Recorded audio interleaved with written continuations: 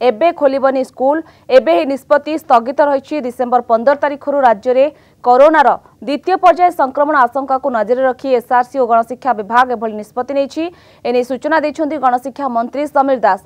पिलांक स्वास्थ्य को नजर रखी एबे स्कूल न खोलिबा को निष्पत्ति होईछि। स्वास्थ्य विभाग को एक गाइडलाइन जारी करबा को कहा जाईछि। एहा आसीबा परे आगामी निष्पत्ति निया जिवो।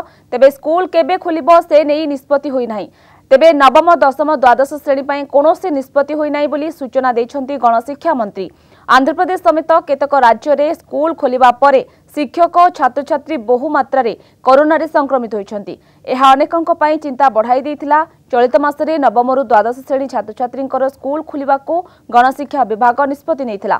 तेबे आंध्र रे संक्रमण स्थिति देखिबा परे निष्पत्ति बदलाइछंती ओडिशा सरकार। कोरोना जोगु चलित वर्ष मार्च मासरु स्कूल बंद रहिछि। ऑनलाइन रे छात्र छात्री पाठ पढ़ा चलिछि। डिसेम्बर 15 रु पुणी सेकेंड वेव आसूची कोरोना आसूची। द्वितीय कथा आंध्र गोटे एक घटना जो स्कूल खोलिबा परे यह नजर को आसला।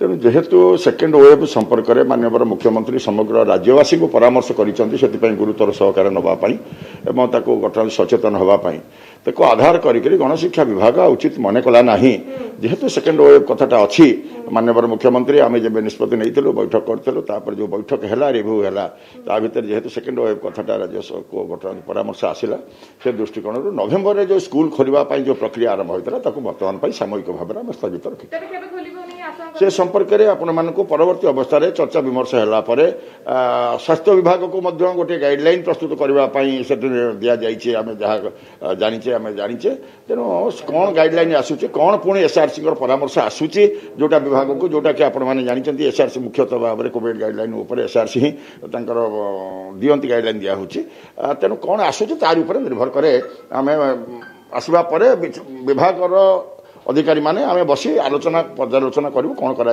उचित कौन करा